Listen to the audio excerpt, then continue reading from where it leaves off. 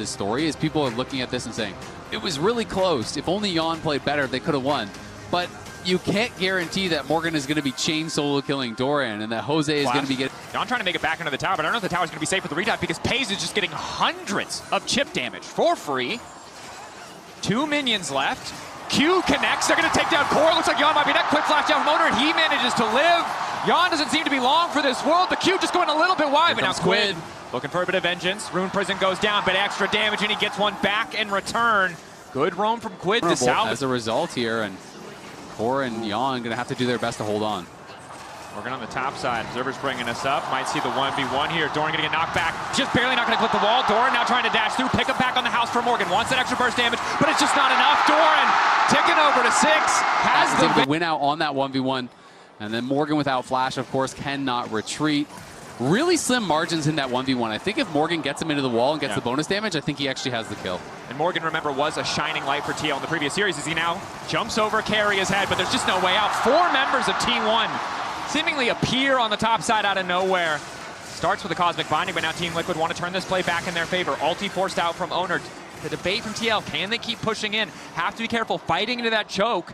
And Faker has so many cooldowns up, so they will just back off. Testament to how good Morgan was playing on the day, but Doran clearly coming back stronger and with a lot more support in this top lane. Morgan, Meganar back into the wall, but there's simply too much damage. Perfectly timed ulti from Keria as well. Yeah, they get another kill. It goes to Doran. Morgan has been put in the dirt, and Team Liquid just trying to get something back on the other situation. Then gets attacked in 4-man dove, 3-man attacked in the jungle and killed, and now he gets ulted there and loses the full tower. You're down 2K. Doesn't matter how well you play in the 1v1. Cosmic Binding goes a little bit awry. All eyes on Keria. Bit of revenge for the early action on the map, but Peyz again still standing. Unconcerned that 3 members of TL are standing in his face, but a nice pick, a little bit of something back for TL. But should he be concerned about the 4th member? He wasn't concerned about 3, but Quid is now down here, and they're thinking about going for this dive. Jan is pushing it in, but Faker is moving, and so is Doran. Triforce completed. TL betting a lot on this dive. Weaver's wall spotted. They're going to try to burst him down as quickly as possible. They get it done, and it looks like they're going to get out scot-free. T1 continuing to push. Nice flick back onto Jose. Doran sprinting into the play, but the ghost burn by Quid means TL are going to walk away. Walking to the brush there with that ward over the wall, very likely from Keria. Really well played by him. Again, just trying to delay. Doran does have to be a bit careful. Has no ult, but Morgan, his Gnar is on cooldown as well. Yeah, I think saw an angle, but maybe a bit over eager. But now it's Quid who's moving in. Keria forced to flash back. Core on the way as well. Flash forward. That's going to be the route. Another pick. This time onto Doran. The McHale's not enough to keep him standing. Keria hoping he can get a way out, but he just doesn't have the cooldowns. TL grabbing another. Man, what Morgan just really needs to stabilize because he still has a lot of ways to go to even get towards that Triforce. And he does. Spotting Faker. Faker forced to back away. But yeah, even as we're watching that play happen, focused on the kills that are coming, making that map feel a little bit smaller for the side of TL. So as good as those kills are to bring the game back a little bit closer, still have to play clean. Peyz locked up. E over the wall, flash out of the Cataclysm. Jan immediately going to chase, but Oner's on the way, and not before Jan manages to take down his opposing number. Core trying to split as best he can. Jose chasing Keria, and he manages to grab the kill. Oner now moving through too. Here comes Core Morgan. stepping forward, but it's all eyes on Quid to try and make the difference. Morgan moving in as well. Unraveled Earth stopping him from getting too far forward. Jose Dioto looking for the 1v1 versus Faker. Red buff still procced. Oner on a killing spree, but will finally drop. Faker nowhere left to go. Jose grabbing the kill. It's a bloodbath, Dracos. 15 kills, 15 minutes. What a way. Ezreal. It's not going to be easy for Peyz to step so far forward, especially now that he's missing the flash. Yeah, absolutely. It can be pretty scary. You can see Keria did rush for the McHales, so wants to have that cleanse, wants to keep Peyz safe because he is, of course, playing barrier. He's not going to be playing cleanse, so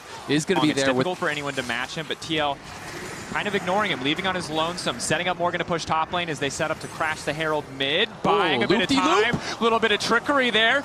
Drifting in now from Jose, now knocking up Baker, but he doesn't connect the tower, has to flag and drag out. It's a little bit messy. I like the look on the drift, but wasn't quite clean enough, and now he's going to pay the price. It won't just be Jose Dioto in trouble. Nice ulti coming out from Jan, though, to get away from Doran. Core dropping down as well. Faker with a double. T1 more than happy to punish. Yeah, that was just embarrassing. We were both trying to sneak it. We have reservations. Let's just leave. Let's just leave. This is weird. We'll take Dragon. Yeah. Which is, both teams though have done an excellent job not burning any major cooldowns, even when looking, when checking. if any flashes come down here. Flash forward onto Faker, immediate engage. John coming over the wall. Faker now in trouble, but is able to flash out to safety. Oner, a beautiful disengage on the crescent guard, and now Keria locking down multiple members, looking to follow up. Morgan 1v1 off on the side, but it might not matter because Keria is now running for the hills. Unfortunately, Team Liquid spent so much to finish off a support, and now they're in trouble. Peyz flashing into melee range of 2 people. He is unconcerned. He is unstopped. Just continuing to free fire. A triple for the Ezreal. Yeah, triple for the Ezreal, but Morgan is still alive. Quid has got to get out of there. They do get another kill, and now the Realm Warp coming through. Quid will be able to exfiltrate the hot zone, but not before 4 members from TL go down. T1 are back to live, back on Baron here. TL do know about it, but the question is, can they do anything about it? It's going down fast. Ooh, Jose under no flash, and Keria does have ult. He's doing his best to disengage. His ulti doesn't connect. Jose, time to make the score better in the 50-50s. Jose trying to make the difference, but Oner! Once again, I look like 1 HP! This man refuses to lose an objective. Morgan in trouble. All of T1 descending on TL. Nowhere left to run. And that is probably going to be enough here for T1. The ace Team Liquid. Oner wins another smite against Jose. It was down to 1 HP, but that is 1 HP too much for TL.